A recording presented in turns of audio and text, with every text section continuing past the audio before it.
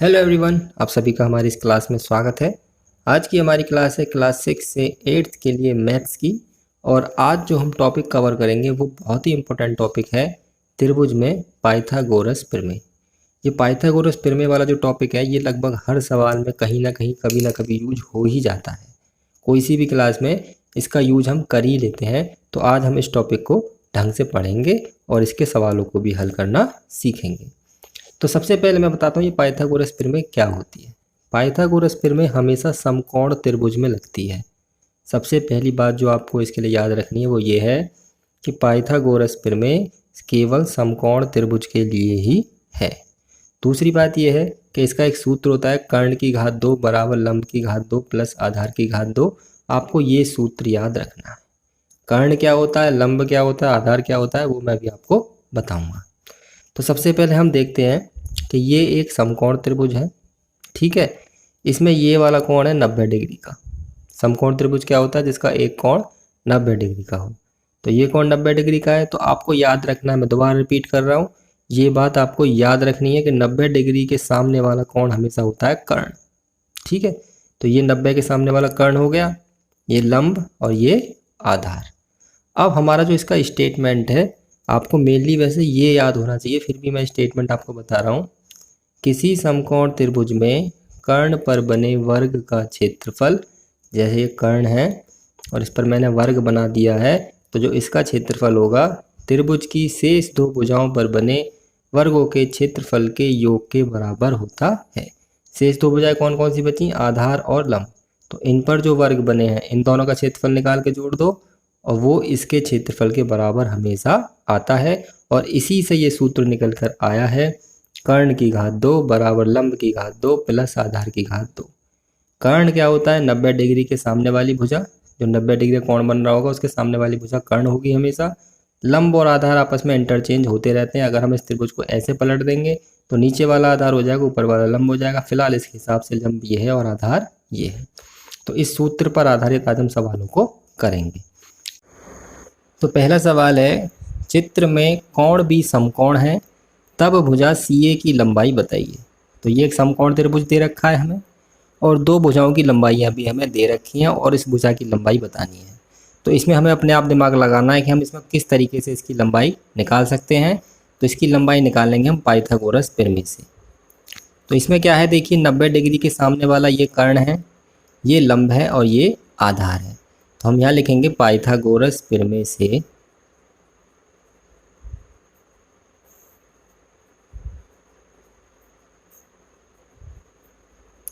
अब देखिए यहाँ पर वो पाइथागोरस प्रमेय का जो मैंने कहा था मोस्ट इम्पोर्टेंट फॉर्मूला है वो याद रखना है।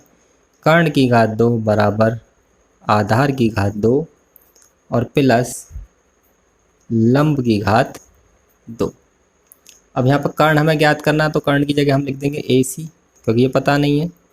जबकि आधार हमें पता है कितना है 8, तो 8 की घात 2 और लंब है 6, 6 की घात 2।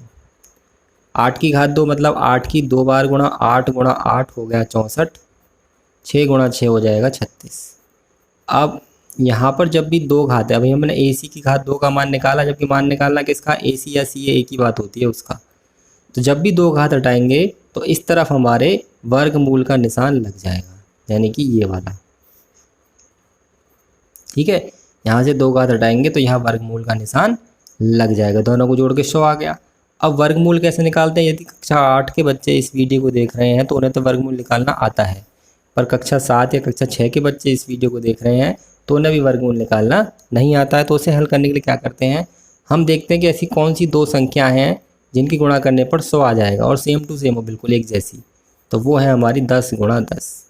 तो जो दोनों संख्याओं में से एक होता है हमारा उत्तर, और जिन्हें वर्गमूल निकालना आता है वो आराम से निकाल सकते हैं।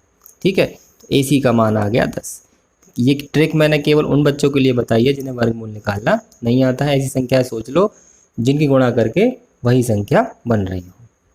अगला सवाल है सवाल नंबर 2, चित्र में कोण A समकोण है। इस बार देखिए हमें त्रिभुज कुछ इस तरीके से दे रखा है, पर उससे हमें कोई फर्क नहीं पड़ता। हमें 90 के सामने वाला देखना, वो हमेशा कर्ण ही होना चाहिए, कर्ण ही होगा। और लंब और आधार इन दोनों में से आप इंटरचेंज कर सकते हैं, क्योंकि इसमें देखिए मैं मान ले रहा हूँ इसे लंब और इसे मान ले रहा हूँ आधार। या इसे मान लेता हूँ आधार, इसे मान लेता हूँ लंब, कोई सवाल के उत्तर में फर्क नहीं पड़ता है। तो हम क्या करेंगे, फिर वही लिखेंगे, पाइथागोरस प्रमेय से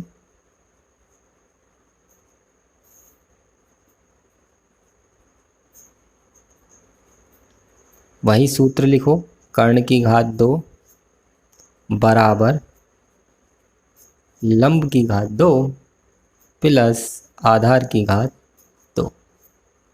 तो कर्ण कितना, देखिए इस सवाल में हमें कर्ण दे रखा है, कितना है 13,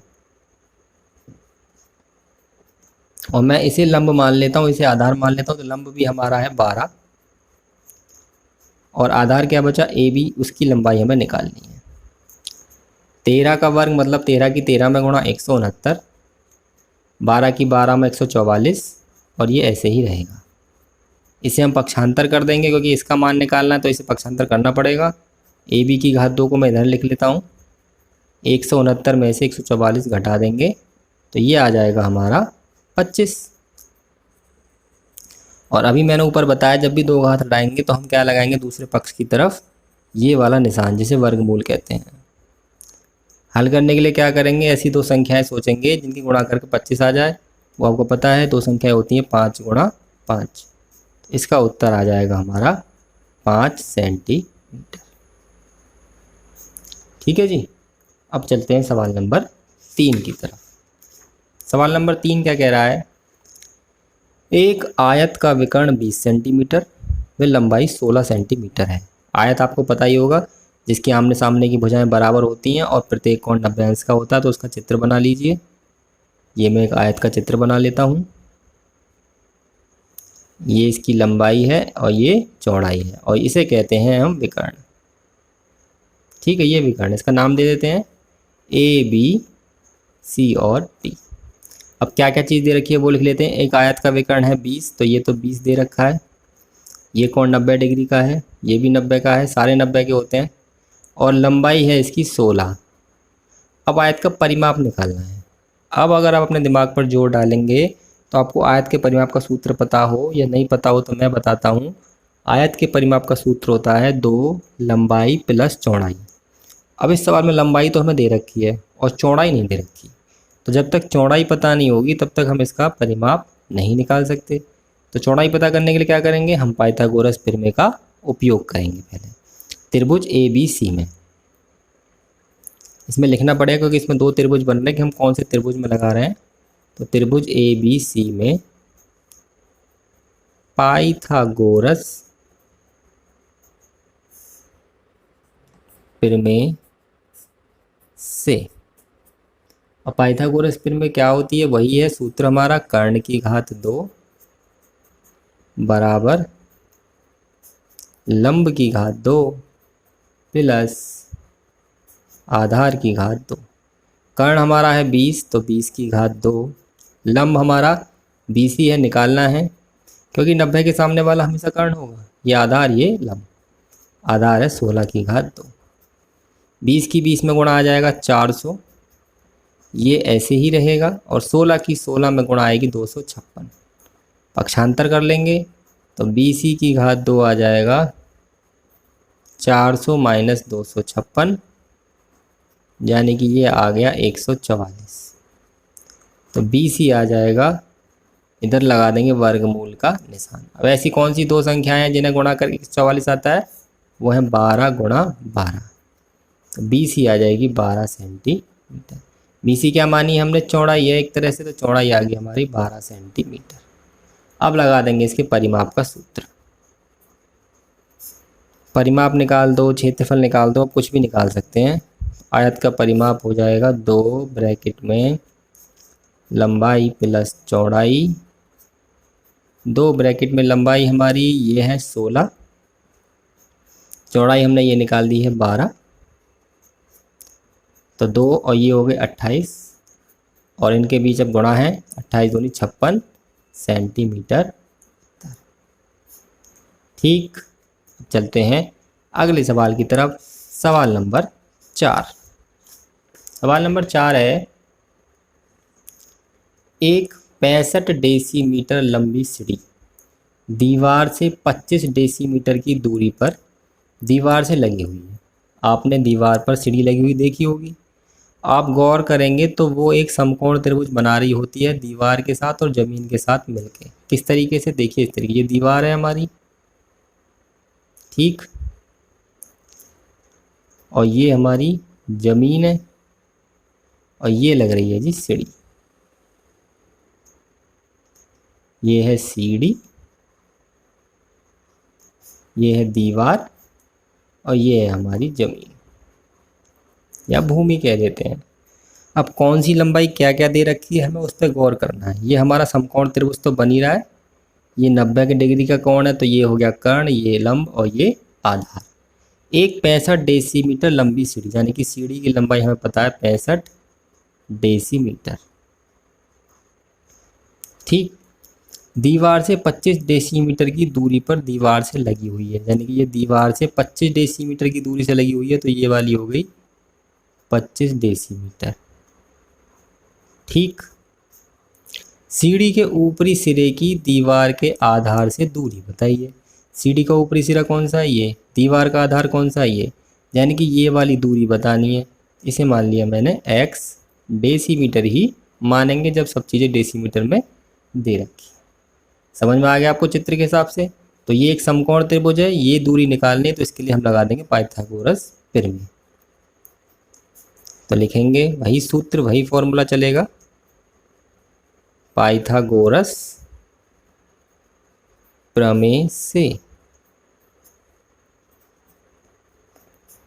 कर्ण की घात 2 बराबर लंब की घात 2 प्लस आधार की घात 2। अब कर्ण कौन सा है 65, लंब कौन सा है x, आधार कौन सा है 25।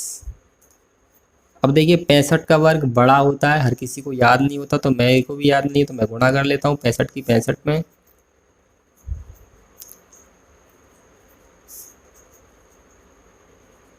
ये आ रहा है 4225, ठीक। इसका मान निकालना है और 25 का 25 में तो याद है 625 होता है। पक्षांतर कर देंगे, x को घात 2 को पहले लिख देंगे, 4225 माइनस 625। जब इन दोनों को माइनस करेंगे तो ये आ जाएगा 3600 और यहाँ से वर्ग हटा के यहाँ लगा देंगे काय का निशान, वर्गमूल का। और दो संख्याएं सोचना, इसमें थोड़ा कहना पड़ सकता है आपको, तो वो होंगी 60 गुणा 60। इसी अक्षर से पता चल जाएगा, 6 6 की 36, 0 0 लगा लेंगे, दोनों में से कोई सी एक उत्तर, जाने की उत्तर आ गया हमारा 60 डेसीमीटर। यानी कि सीढ़ी के ऊपरी सिरे की दीवार के जो पहला सिरा है उससे दूरी जो है वो है 60 डेसीमीटर, ठीक। अब चलते हैं सवाल नंबर 5 की तरफ। सवाल नंबर 5 एक बहुत इंटरेस्टिंग सवाल है, आपने देखा होगा प्राकृतिक रूप से इस सवाल को, तो आज हम उसी पर आधारित सवाल करेंगे। एक पेड़ जिसकी लंबाई 25 मीटर है, आंधी के कारण टूटकर जमीन पर गिर जाता है। यदि पेड़ का ऊपरी सिरा पेड़ के आधार से 5 मीटर की दूरी पर गिरा हो तो बताइए पेड़ कितनी ऊंचाई से टूटा है। काफ़ी अच्छा सवाल है, आपने सवाल पढ़ा समझ में नहीं आया होगा, पर जब मैं चित्र बनाऊंगा तो समझ में आएगा। तो ठीक है, हम चित्र बनाते जाते हैं और सवाल को पढ़ते जाते हैं, समझते जाते हैं। तो ये कह रहा है एक पेड़ है, ये एक पेड़ हो गया जी, ठीक है जी। इसकी पूरी लंबाई यहाँ से यहाँ तक की हमारी है 25 मीटर। आंधी के कारण टूटकर जमीन पर गिर गया। अब ये जमीन पर टूटकर गिर गया, टूटा इस तरीके से है कि ये जमीन के यहाँ सिरे पर मिल गया है। कभी कभी ऐसे टूट जाएगा तो भी मिलेगा, ऐसे टूटेगा तो भी मिलेगा, या ऊपर से टूटेगा तो ना मिलेगा, तो लटका रहेगा हवा में ही। पर ये इस तरीके से टूटा है कि ये जो है ज़मीन के निचले सिरे को छू रहा है, मतलब यहाँ से ये टूट गया तो ये यहाँ छुएगा, तो ये बन जाएगा एक समकोण त्रिभुज। ये होगी हमारी ज़मीन और ये एक तरह से पेड़ का ही हिस्सा है। कौन सा वाला, यही वाला हिस्सा यहाँ पर गिर गया। मैं निशान लगाया था, बाद में आपने कंफ्यूज हो जाओ कि ये कहाँ से आ गया। जो आधार से 5 मीटर की दूरी पर गिरा, यानी कि ज़मीन का जो आधार है यहाँ से 5 मीटर की दूरी पर गिरा, तो ये हो गया 5 मीटर। बताइए पेड़ कितनी ऊंचाई से टूटा है, मतलब यहाँ से लेके यहाँ तक की ऊंचाई बतानी है। ये मान ली मैंने x मीटर, ठीक है जी। और ये वाली दूरी और निकालनी है, क्योंकि पाइथागोरस प्रमेय लगाएंगे तो देखिए इन दोनों में एक टर्म हमें पता नहीं है, तो इसका मान नहीं निकाल सकते। तो इसके लिए समीकरण बनेगी एक, उसके लिए सबसे पहले इसका मान निकालेंगे। तो टोटल हमारा 25 है, देखिए ये 25 में से x कट गया, तो ये वाला हिस्सा जो बचा ऊपर वाला, ये कितना बचा 25 माइनस x मीटर। समझ में आया आपके? दोबारा बताता हूँ, ये 5 मीटर तो आराम से दे रखी है। दूसरी चीज़ जो पूछी है वो पूछी है कि ज़मीन के आधार से पेड़ कितनी ऊंचाई से टूटा है वो बताइए। तो हमने मान लिया कि x से टूटा है, टोटल 25 है, तो ये x तो बच ही रहा है, जो ऊपर वाला हिस्सा बचा वो 25 माइनस x बचा, तो ये वाला हिस्सा आया ऊपर वाला हमारा 25 माइनस x, और यही टूट के गिरा यहाँ पर नीचे, यानी कि ये वाला हो गया 25 माइनस x। तो कर्ण ये हो गया, लंब ये, आधार ये, समीकरण बनेगी, हल करके x का मान निकालेंगे, वही हमारा उत्तर होगा। हम यहाँ लिखेंगे पाइथागोरस प्रमेय से कर्ण की घात 2, बाकी सब मैंने चित्र में बना दिया इसलिए मैं यहाँ पर लिख नहीं रहा हूँ, लंब की घात 2 प्लस आधार की घात 2। ठीक है जी। अब कर्ण कितना है हमारा वो लिख लेते हैं, कर्ण है हमारा 25 माइनस x। लंब कितना है हमारा, लंब हमारा है x, और आधार है हमारा 5। अब यहाँ पर देखिए इसका तो बहुत आराम से हो जाएगा, x की घात 2 और 5 का भी हो जाएगा, 5 5 की गुणा 2 बार 25। इसमें हम लगाएंगे एक सर्वसमीका जो है a माइनस बी की घात 2 वाली।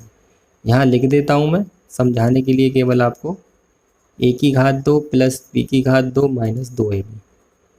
7वीं क्लास के बच्चों ने सवाल सीखे होंगे। तो a की घात 2 मतलब 25 की घात 2, इसी सूत्र में लगा रहा हूँ, a की जगह 25 है, b की जगह x है, प्लस x की घात 2 माइनस 2 गुणा 25 गुणा x। 25 की घात 2 हो जाएगा 625, x की घात 2 x की घात 2 ही रहेगा, ये गुणा करके तीनों हो जाएंगे, 25 दूनी 50x। बीजगणित गुणा करना आपको आता ही होगा।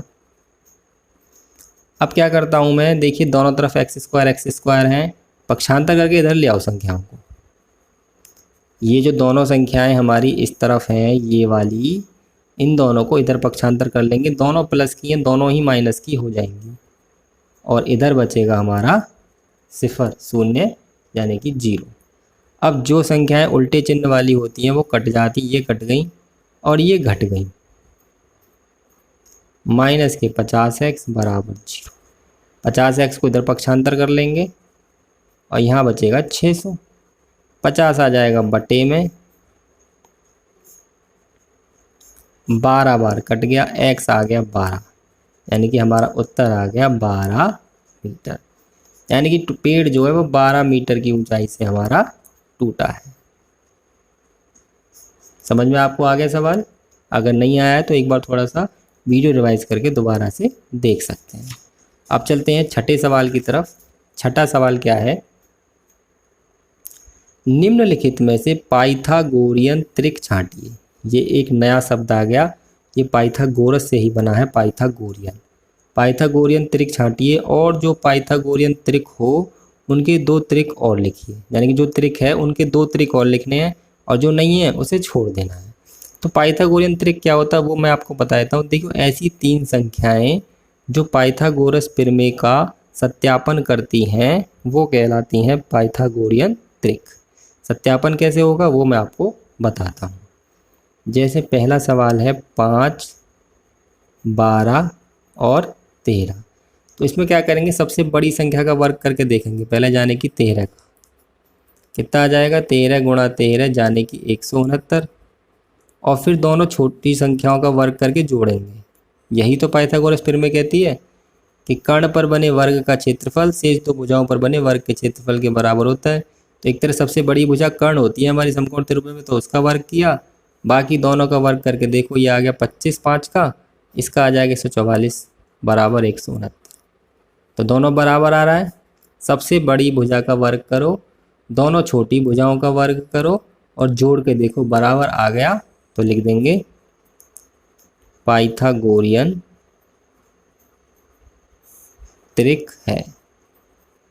और नहीं आया तो नहीं लिखेंगे। बाकी की 2 पाइथागोरियन त्रिक लिखनी है तो इसमें पहले एक बार 2 2 से गुणा कर दो, 2 गुणा 5, 2 गुणा 12, 2 गुणा 13। ये कह रहा है ना उनके 2 त्रिक और लिखिए, तो 10, 24, 26। दूसरा लिखना 3 से गुणा कर दो, 4 से कर दो, 5 से कर दो, मतलब सेम संख्याओं से करेंगे। तो ये हो गया 15, 36 और 39। ठीक है जी। तो ये 2 पाइथागोरियन त्रिक और हो गए। ये पाइथागोरियन त्रिक का मतलब ये है कि ये भी इसी तरह से सेटिस्फाई करेंगे पाइथागोरस प्रमेय को। और देखते हैं बी वाले पार्ट को कि वो पाइथागोरियन त्रिक है या नहीं है।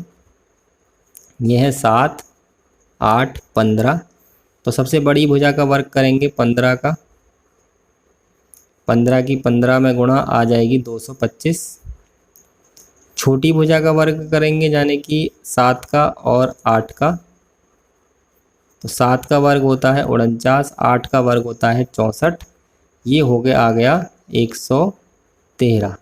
तो देखिए ये दोनों हमारे बराबर नहीं आए, तो पाइथागोरियन त्रिक नहीं है। पाइथागोरियन त्रिक नहीं है। अब सी वाला आप खुद करके देखिएगा, ये आपके लिए चेक कीजिएगा पाइथागोरियन त्रिक है या नहीं है। यदि है तो फिर इस तरीके से 2 और लिखने हैं। अब मैं करता हूँ डी वाला। डी है हमारा 8, 15, 17। तो सबसे पहले सबसे बड़ी संख्या यानी कि 17 का वर्ग करेंगे, ये आएगा 289। और फिर दोनों छोटी संख्याओं का वर्ग करके देखेंगे, जोड़ के उन्हें 8 का आ जाएगा 64, 15 का 225, ये भी आ गया 289। ये दोनों बराबर आ गए, तो ये पाइथागोरियन त्रिक है। ठीक है जी। और जब पाइथागोरियन त्रिक है तो बाकी के 2 त्रिक लिखने के लिए क्या करेंगे, एक बार 2 से गुणा कर देंगे, एक बार 3 से, अगर और लिखना तो 4 से, 5 से, 6 से, कितने से भी कर सकते हैं। तो 2 गुणा 8, 2 गुणा 15, 2 गुणा 17, यानी कि 16, 30, 34। और निकालना है, ये तो फर्स्ट हो गया। सेकंड निकालना 3 से कर दो, चलो मैं 4 से कर देता हूँ। 4 गुणा 8, 4 गुणा 15, 4 गुणा 17, यानी कि 32, 60 और 68। ये भी पाइथागोरियन त्रिक है, ये भी पाइथागोरियन त्रिक है। तो आज की वीडियो में पाइथागोरस प्रमेय से सवाल समझाए हैं। और एक सवाल और मैं आपको बता रहा हूँ, अलग से है, एक्स्ट्रा समझ लीजिए। यदि किसी त्रिभुज की एक भुजा दे रखी है, समकोण त्रिभुज की, और तीनों पाइथागोरियन त्रिक लिखने, तो क्या करना है। जैसे मान लीजिए, सवाल में पूरा नहीं लिख रहा हूँ, मैं केवल बता रहा हूँ। अगर किसी समकोण त्रिभुज की एक भुजा है हमारी, चलो लिख देता हूँ थोड़ा, समकोण त्रिभुज की एक भुजा 6 सेंटीमीटर है, तो पाइथागोरियन त्रिक बनाइए या लिखिए। ठीक है, केवल एक भुजा दे रखी है और हमें तीनों त्रिक लिख के दिखाने, मतलब तीनों भुजाएं। तो इसका फॉर्मूला होता है, सूत्र होता है। सूत्र जो होता है उससे पहले हम बताते हैं कि जो भी संख्या दे रखी है उसे 2m के बराबर लिख लो। m के या n के, वो मर्जी है, पर 2 जरूर लगाना है। 2 को ले जाएंगे बट्टे में, तो m बराबर आ जाएगा 6 बट्टे 2, यानी कि 2 तिया 6। तो m का मान आ गया 3, ये बट्टे में जाएगी संख्या, 3 आ गया। अब त्रिक निकालने का होता है सूत्र। सूत्र क्या है, सूत्र है m की घात 2 माइनस 1। मैंने m माना तो m लिख रहा हूँ, 2m, और m की घात 2 प्लस 1, यानी कि m का यही वाला मान रखेंगे, ये 6 मत रख देना। 3 की घात 2 माइनस 1, 2 गुणा 3, और 3 की घात 2 प्लस 1, यानी कि 9 माइनस 1, 6, और 9 प्लस 1, यानी कि 8, 6 और 10। इसे अब पीछे वाले की तरह सेटिस्फाई करके देखोगे तो ये एक पाइथागोरियन त्रिक बन रहा है। तो ये इस तरीके से एक्स्ट्रा सवाल एक बताया है कि समकोण त्रिभुज की अगर एक भुजा दे रखी है और त्रिक निकालना हो, तो ये सूत्र आपको याद रखना है। और दूसरी मेन बात ये याद रखनी कि जो भुजा उसे 2m के बराबर रख के m का मान निकालेंगे और उसे यहाँ पर रख देंगे, त्रिक बन के हमारा तैयार हो जाएगा। तो आज बहुत ही इंपॉर्टेंट टॉपिक के सवाल करवाए हैं, जिसका नाम है पाइथागोरस प्रमेय। उम्मीद है आपको वीडियो अच्छी लगी होगी। वीडियो अच्छी लगी है तो लाइक कर दीजिए, शेयर कर दीजिए। और अगर अभी भी कोई आपको किसी सवाल में दिक्कत है, समझ में नहीं आया है, तो हमें कमेंट कर बताइए। इसके अलावा अगर आपने अभी तक हमारे चैनल को सब्सक्राइब नहीं किया है, तो सब्सक्राइब जरूर कर लें, क्योंकि हमारे चैनल पर रोज़ाना ऐसी वीडियो आती रहती है। आज की वीडियो यहीं ख़त्म होती है। वीडियो देखने के लिए धन्यवाद।